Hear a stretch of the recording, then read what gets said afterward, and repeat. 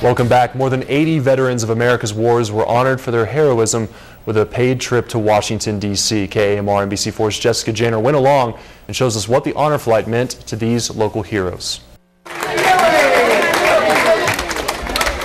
trip to the nation's capital had as many stops as there are politicians in Washington. First stop, World War II Memorial, then the Korean War Memorial and the Air Force Memorial. Day 2, Iwo Jima Memorial, a wreath laying at Arlington National Cemetery and the changing of the guards.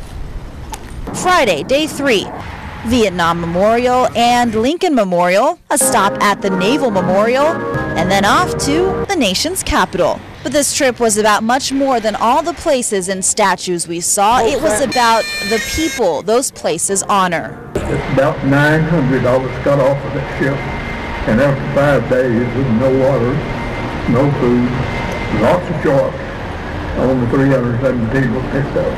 Those 880 that are still out there are the heroes of this whole thing. I'm not a hero. They're the heroes. They were out there doing their job as we were. To me, it has been a very moving trip.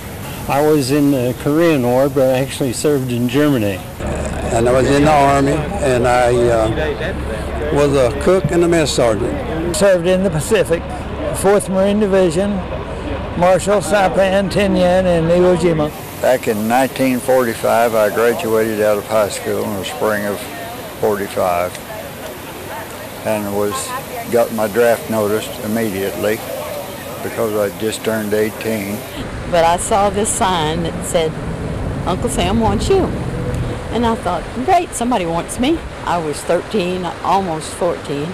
We were hauling occupation troops overseas and bringing combat troops home.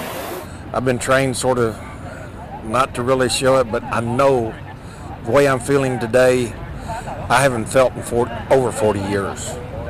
Well, I had to hold it. Yeah, it was. You actually saw the flag being raised. Oh yes. So this was a lot to relive.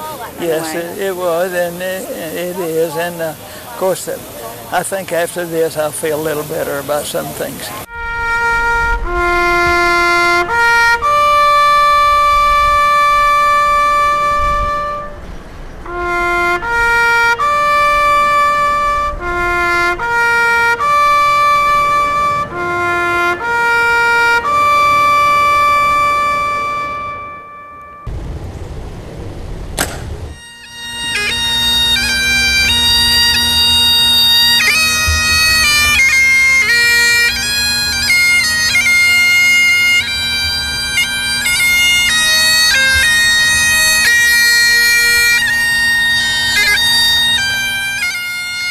In Washington, Jessica Janner, KAMR NBC4 News.